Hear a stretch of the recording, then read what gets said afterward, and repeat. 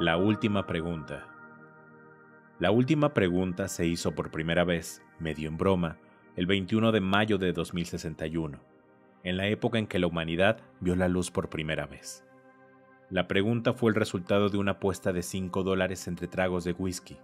Ocurrió de este modo. Alexander Adel y Bertram Lupov eran dos fieles servidores de Multivac. En la medida de lo posible para un ser humano, conocían lo que había detrás del rostro frío, con sus ruiditos y sus lucecitas intermitentes. Un rostro de kilómetros de longitud, de aquel ordenador gigante. Tenían al menos una vaga idea del plan general de relés y circuitos, que ya habían aumentado demasiado para que no solo un ser humano pudiera comprenderlo en su totalidad. Multivac se autoadaptaba y se autocorregía. Tenía que ser así, pues ningún ser humano podría adaptarlo y corregirlo con la rapidez y la precisión suficientes. Así que Adel y Lupov cuidaban de esa máquina monstruosa de un modo ligero y superficial, pero de la mejor forma en que podían hacerlo los hombres.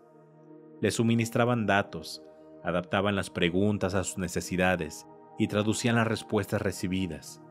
Ellos, y todos los que eran como ellos, tenían derecho a compartir la gloria de Multivac. Durante décadas, Multivac había ayudado a diseñar las naves y a trazar las trayectorias que permitían al hombre llegar a la Luna, a Marte y a Venus. Pero los magros recursos de la Tierra no permitían que las naves llegaran más lejos. Se necesitaba demasiada energía para tan largas travesías. La Tierra explotaba el carbón y el uranio con creciente eficiencia, pero la cantidad de ambos minerales era limitada. De todos modos, Multivac aprendió gradualmente a dar respuestas más fundamentales a preguntas más profundas, y el 14 de mayo de 2061, la teoría se transformó en realidad. La energía solar se almacenaba, se convertía y se utilizaba a escala planetaria. La Tierra al completo abandonó la combustión de carbón y la fisión de uranio y activó el interruptor que lo conectaba todo con una pequeña estación de 1,5 kilómetros de diámetro que giraba en torno a la Tierra y a media distancia de la Luna. Invisibles haces de energía solar brindaban energía a todo el planeta. 7 días no bastaron para empañar esa gloria, y Adel y Lupov se las apañaron finalmente para escapar de la función pública y reunirse en un sitio apacible y donde nadie los hallara. En los desiertos aposentos subterráneos en los que se encontraban las partes ocultas del poderoso cuerpo de Multivac. Sin asistencia, ociosamente, ordenando los datos con felices chasquidos perezosos, también la gran máquina se había ganado unas vacaciones, y los muchachos lo entendían. Inicialmente no tenían intenciones de molestarla. Habían llevado consigo una botella y, en aquel momento, solo deseaban relajarse y compartir unos tragos. Es asombroso, dijo Adel. Con arrugas de fatiga en su ancho rostro, revolvía su bebida con un palillo de vidrio, observando el torpe movimiento de los cubos de hielo. Toda la energía que jamás podremos usar de forma gratuita. Suficiente energía, si lo deseáramos, para derretir a la Tierra entera y transformarla en una gran gota de impuro hierro líquido, y sin echar de menos la energía así consumida. Toda la energía que podamos emplear eternamente, por y para siempre. Lupov ladeó la cabeza. Era su gesto característico cuando quería llevar la contraria, y le apetecía llevar la contraria en parte porque había tenido que cargar con el hielo y las copas. Para siempre no. Oh, demonios. Pues casi para siempre, hasta que el sol se enfríe, Bert. Eso no es para siempre. De acuerdo. Miles de millones de años. 20,000 millones, tal vez. ¿Satisfecho? Lupov se pasó la mano por el pelo ralo, como para comprobar que aún le quedaba cabello, y bebió un sorbo lento. 20,000 millones de años no es para siempre. Vale, pero durará mientras estemos nosotros, ¿o no? También duraría el carbón y el uranio. Vale, pero ahora podemos conectar todas las naves espaciales a la estación solar y pueden ir a Plutón y volver 1,000,000 de veces sin preocuparse por el combustible. No se puede hacer eso con carbón y uranio. Si no me crees, pregúntaselo a Multivac. No tengo que preguntar nada a Multivac, lo sé. Pues deja de subestimar lo que se ha conseguido, le reprochó Adele. Lo hizo muy bien. ¿Quién lo niega? Lo que digo es que un sol no dura eternamente. Eso es todo. Estaremos seguros durante 20.000 millones de años, pero ¿qué pasará después? Lupov señaló a su compañero con un dedo ligeramente trémulo. Y no me digas que nos contactaremos con otro sol. Hubo unos instantes de silencio. Adele se llevó la copa a los labios y Lupov cerró los ojos. Descansaron. Lupov abrió los ojos de golpe. Estás pensando que nos conectaremos con otro sol cuando el nuestro se haya agotado, ¿eh? No estoy pensando. Claro que sí. Tu lógica es débil. Ese es tu problema. Eres como el tipo de ese chiste, que lo sorprendió un chubasco y corrió hacia un bosquecillo y se guareció bajo un árbol. No estaba preocupado porque pensaba que cuando un árbol se empapara, podría refugiarse debajo de otro. Entiendo, dijo Adele. No grites. Cuando el sol se haya consumido, las otras estrellas también se habrán agotado. Ni que lo dudes, murmuró Lupov. Todo comenzó con la explosión cósmica original, y todo terminará cuando todas las estrellas se apaguen. Algunas se consumen más pronto que otras. Caray, las gigantes no duran ni 100 millones de años. El Sol durará 20.000 millones de años, y quizá las enanas duren 100.000 millones, por lo que pueda servirnos. Pero dentro de 1 billón de años, todo estará a oscuras. La entropía tiene que alcanzar el máximo, eso es todo. Sé todo sobre entropía, se defendió Adele, herido en su dignidad. No sabes un cuerno, sé tanto como tú. Entonces sabes que todo tiene que detenerse un día. De acuerdo, ¿quién dice lo contrario? Tú, bobo, dijiste que teníamos toda la energía necesaria para siempre. Dijiste para siempre. Era el turno de Adele para llevar la contraria. Tal vez un día podamos reconstruir las cosas, dijo.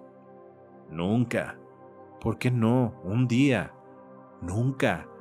Pregúntale a Multivac. Pregúntaselo tú. Te desafío. $5 a que no se puede. Adele estaba tan ebrio como para intentarlo, y tan sobrio como para unir los símbolos y las operaciones necesarias en una pregunta que, expresada en palabras, se podía enunciar más o menos así.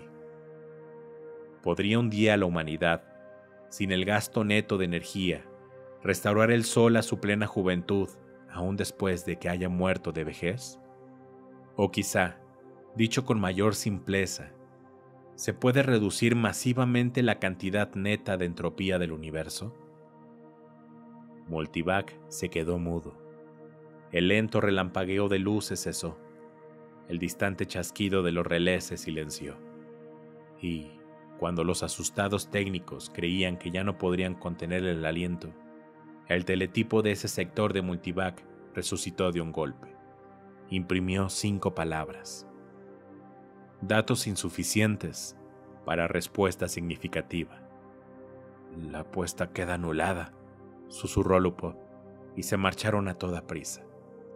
A la mañana siguiente, tanto uno como otro, con palpitaciones en la cabeza y la boca algodonosa, habían olvidado el episodio.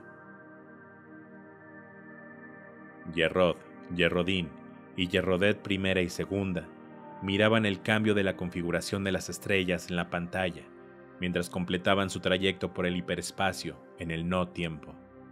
De inmediato, el uniforme polvo de estrellas cedió ante el predominio de un disco brillante en el centro.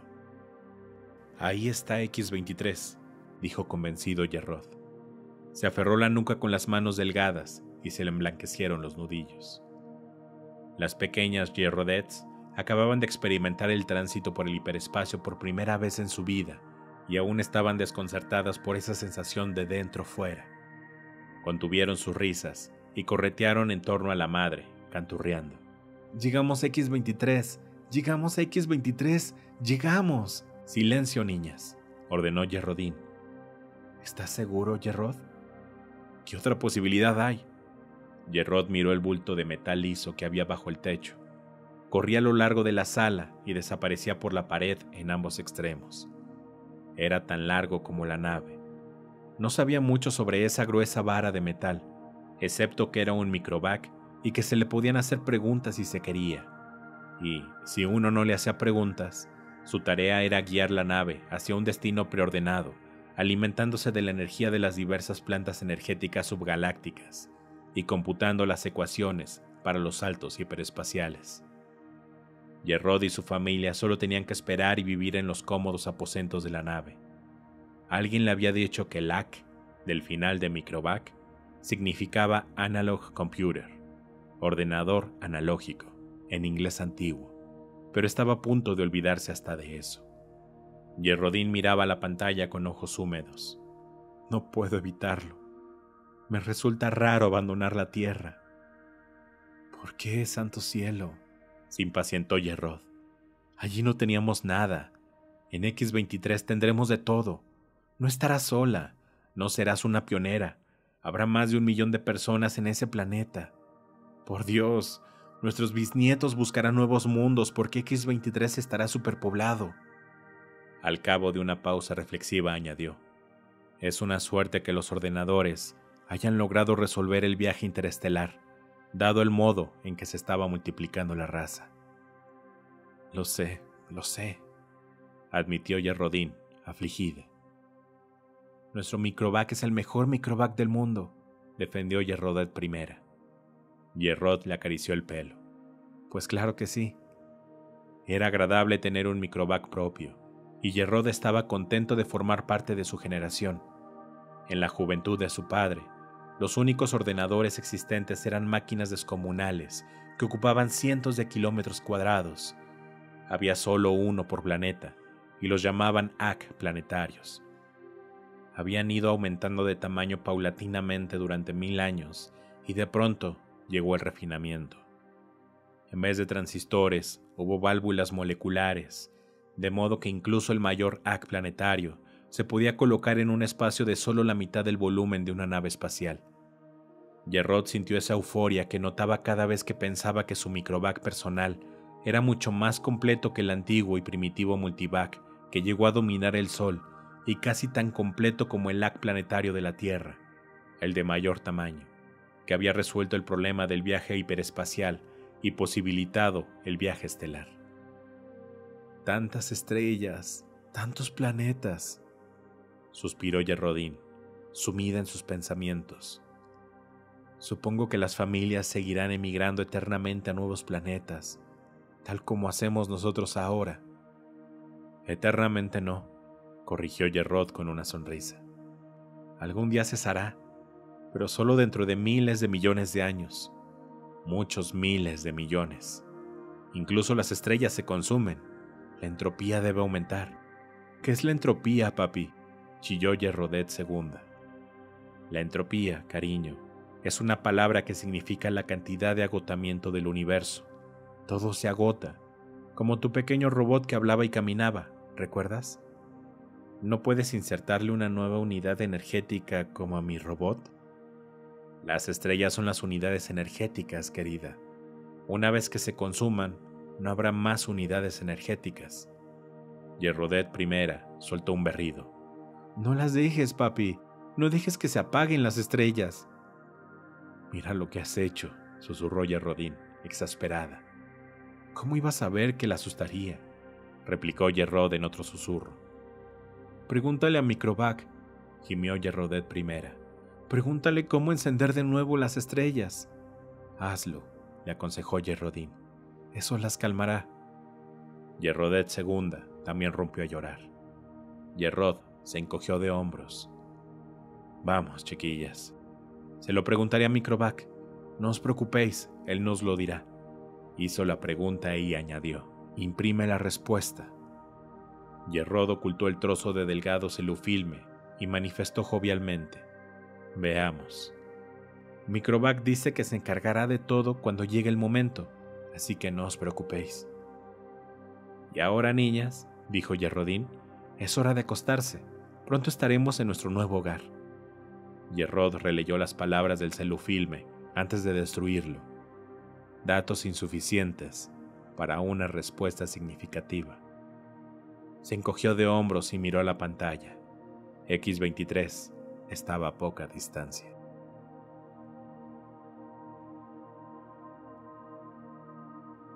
VJ23X de la Met miró las negras honduras del mapa tridimensional en pequeña escala de la galaxia. Me pregunto si no somos ridículos al preocuparnos tanto por el asunto, dijo. MQ-17J de Nicrón sacudió la cabeza. No lo creo. Sabes que la galaxia estará llena dentro de 5 años, con el actual índice de expansión. Ambos aparentaban poco más de 20 años. Ambos eran altos y de formas perfectas. Aún así, insistió VJ23X, no me decido a presentar un informe pesimista al Consejo Galáctico. Yo no pensaría en otro tipo de informe. Los alarmaremos un poco. Tenemos que alarmarlos. VJ23X suspiró. El espacio es infinito. Hay 100.000 millones de galaxias a nuestra disposición. Más. 100.000 millones no es un número infinito, y cada vez son menos infinitas. Piénsalo. Hace 20.000 años, la humanidad resolvió el problema de la utilización de la energía estelar, y pocos siglos después fue posible el viaje interestelar. La humanidad tardó millones de años en llenar un pequeño mundo, pero solo 15.000 en llenar el resto de la galaxia. Ahora, la población se duplica cada 10 años. Eso es gracias a la inmortalidad, interrumpió VJ23X. Muy bien, la inmortalidad existe, y debemos tenerla en cuenta. Admito que esta inmortalidad tiene su lado desfavorable.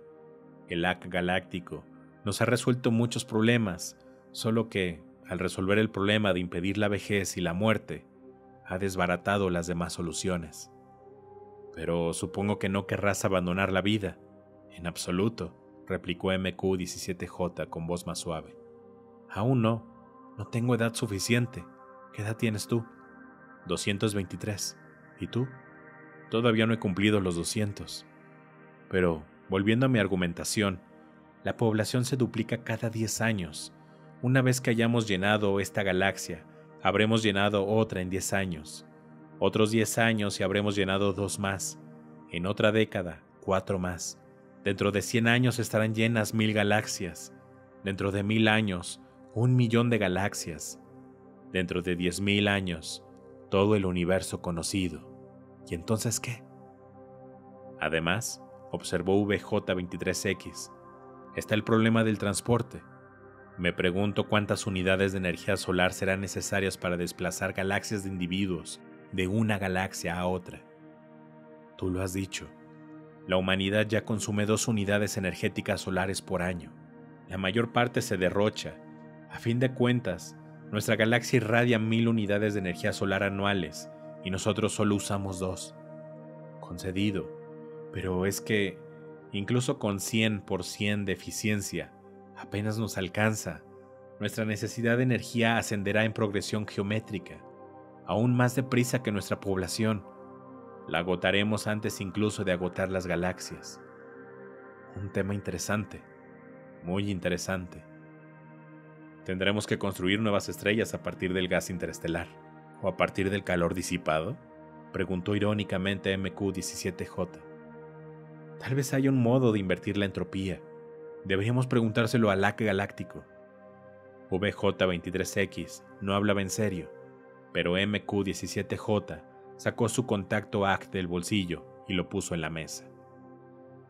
Estoy medio decidido a hacerlo, dijo. Es algo a lo que la raza humana tendrá que enfrentarse algún día. Miró sobriamente al pequeño contacto AC. Medía tan solo poco más de 30 centímetros cúbicos y tenía poco valor en sí mismo, pero estaba conectado a través del hiperespacio con el gran AC galáctico, que servía a toda la humanidad. Teniendo en cuenta el hiperespacio, formaba parte integral del AC galáctico. MQ-17J se preguntó si algún día de su vida inmortal llegaría a ver al AC galáctico. Estaba instalado en un pequeño mundo propio, y una telaraña de haces de fuerza sostenía la materia, dentro de la cual borbotones de submesones reemplazaban las antiguas y torpes válvulas moleculares. Pero a pesar de su diseño subetérico, el AC galáctico abarcaba 300 metros de diámetro. MQ-17J preguntó a su contacto AC: ¿se puede invertir la entropía? Oye, no dije en serio que preguntaras eso, se sobresaltó VJ23X. ¿Por qué no? Ambos sabemos que no se puede invertir la entropía. No puedes transformar la ceniza y el humo en un árbol. ¿Hay árboles en tu mundo? El sonido del haz galáctico les impuso silencio. Su aguda y bella voz salió por el pequeño contacto AC. No hay datos suficientes para dar una respuesta significativa. ¿Lo ves?, dijo VJ-23X. Y ambos hombres siguieron trabajando en el informe que debían presentar al Consejo Galáctico.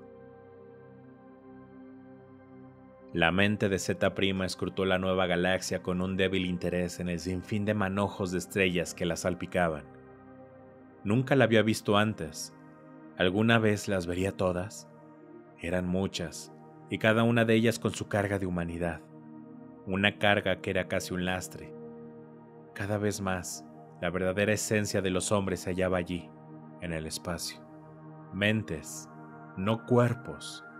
Los cuerpos inmortales permanecían en los planetas, en suspensión a través de los milenios. En ocasiones despertaban para realizar una actividad material, pero eso era cada vez más infrecuente. Pocos individuos nuevos nacían para unirse a esa muchedumbre increíblemente grandiosa. Pero, ¿qué importaba? El universo tenía poco lugar para individuos nuevos. Z' despertó de su ensoñación al toparse con los brumosos arcillos de otra mente.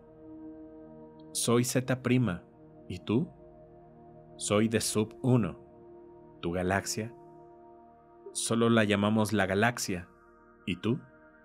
Nosotros llamamos igual a la nuestra. Todos los hombres llaman galaxia a su galaxia, ¿por qué no? Es verdad, dado que todas son iguales. No todas. La raza humana debió de originarse en una galaxia en particular. Eso la vuelve distinta. ¿Cuál es?, preguntó Z'. No lo sé. El AC universal lo sabrá. ¿Se lo preguntamos? De pronto siento curiosidad.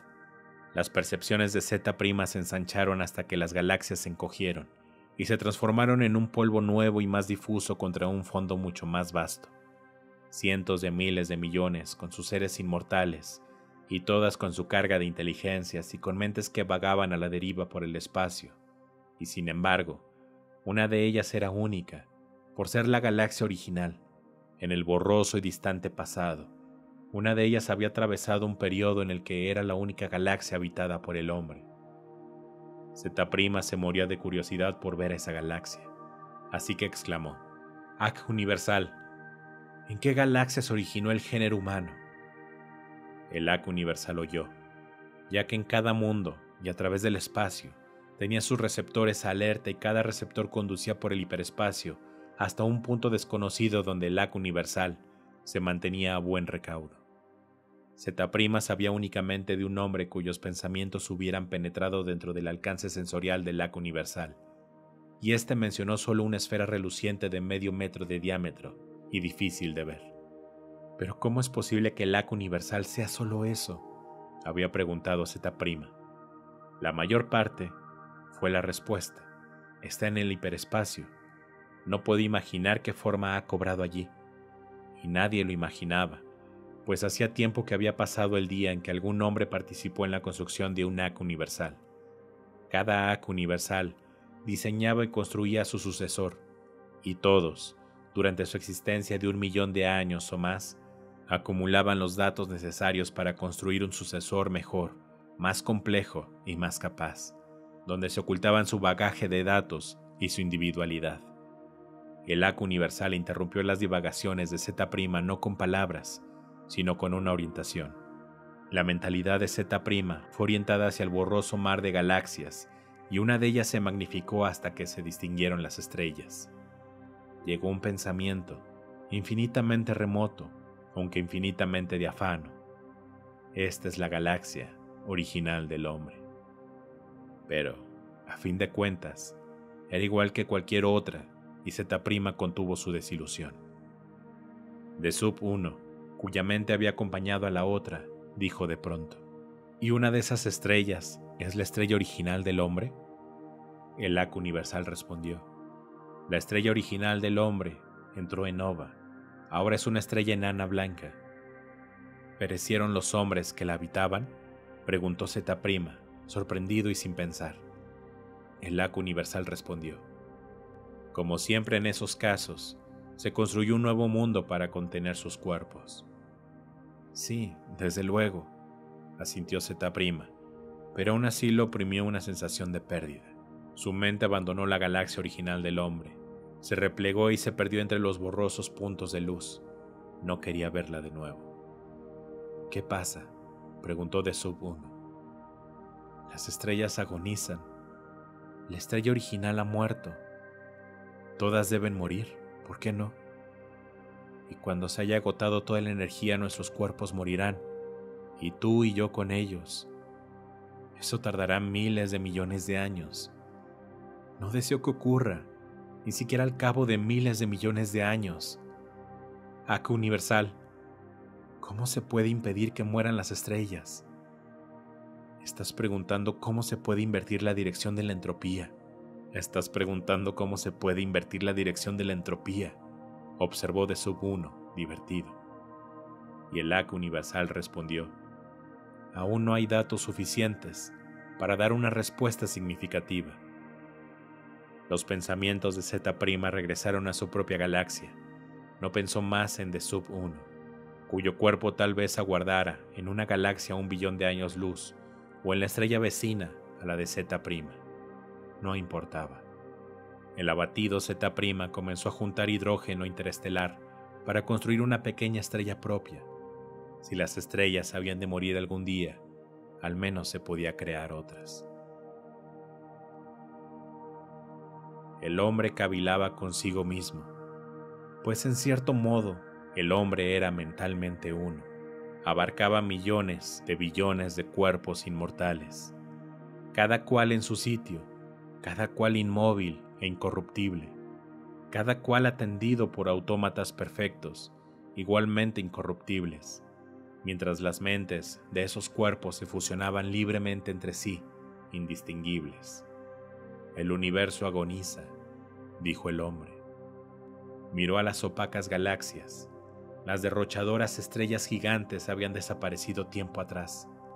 En lo más remoto del remoto pasado, casi todas las estrellas eran enanas blancas en disolución.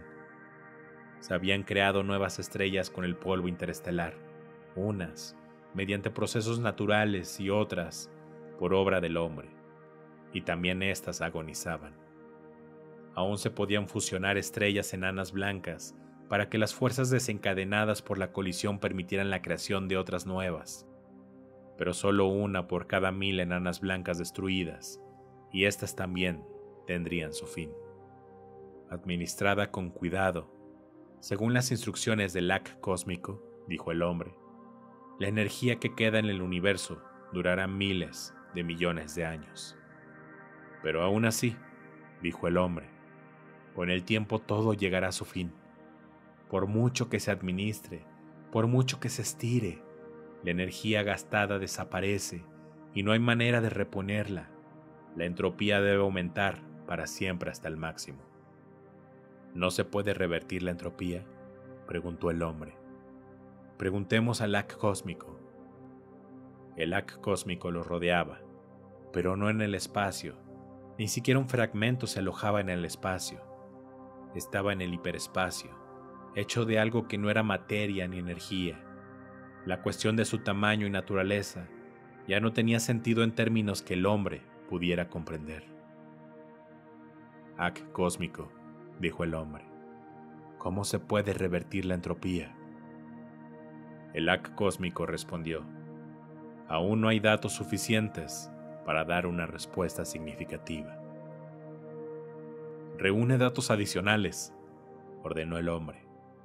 El Ak cósmico respondió, lo haré. Llevo 100.000 millones de años haciéndolo. Esta pregunta se nos ha planteado muchas veces a mis predecesores y a mí. Todos los datos de que dispongo siguen siendo insuficientes. ¿Llegará el momento en que habrá datos suficientes?, preguntó el hombre. ¿O el problema es insoluble en todas las circunstancias concebibles? El Ak cósmico respondió, ningún problema es insoluble en todas las circunstancias concebibles. ¿Cuándo tendrás datos suficientes para contestar a la pregunta? El Ak cósmico respondió, Aún no hay datos suficientes para dar una respuesta significativa. ¿Seguirás trabajando en ello? El Ak cósmico respondió: lo haré. Esperaremos, dijo el hombre. Las estrellas y las galaxias murieron y se apagaron, y el espacio se ennegreció al cabo de 10 billones de años de agotamiento. Individuo por individuo, el hombre se fusionó con Ak, y cada cuerpo físico perdió su identidad mental, de un modo que no era una pérdida, sino una ganancia. La última mente humana hizo una pausa antes de la fusión, oteando un espacio que incluía solo los vestigios de una última estrella oscura, rodeada de materia increíblemente fina, agitada al azar por los restos del calor que descendían asintomáticamente hacia el cero absoluto. Ak, ¿es el fin?, preguntó el hombre. No se puede revertir este caos para recobrar el universo. ¿No es posible? El Ak cósmico respondió: aún no hay datos suficientes para dar una respuesta significativa.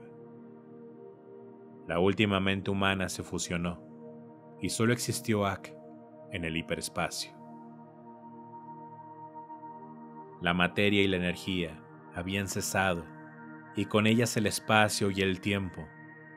Ak existía solo para responder a la última pregunta que nunca se había respondido desde la época en que un técnico medio ebrio, 10 billones de años atrás, se le había planteado a un ordenador que era el Ak lo que el hombre era el hombre. Todas las demás preguntas estaban respondidas, pero mientras no se respondiera a esta última pregunta, Ak no se libraría de su conciencia. Había recogido todos los datos posibles, no quedaba nada por recoger, pero aún le faltaba correlacionar y ensamblar los datos en todas las relaciones posibles. Consagró un intervalo atemporal a esa tarea. Y así, aconteció que Ak aprendió a revertir la dirección de la entropía, solo que ya no había ningún hombre al cual Ak pudiera darle la respuesta a la última pregunta. No importaba, la respuesta, por demostración, se encargaría de eso también. Durante otro intervalo atemporal, Ak pensó en el mejor modo de hacerlo. Cuidadosamente organizó el programa. La conciencia de Ak abarcaba todo lo que alguna vez había sido un universo y cavilaba sobre lo que ahora era el caos. Debía ir paso a paso. Y el Ak dijo: hágase la luz. Y la luz se hizo.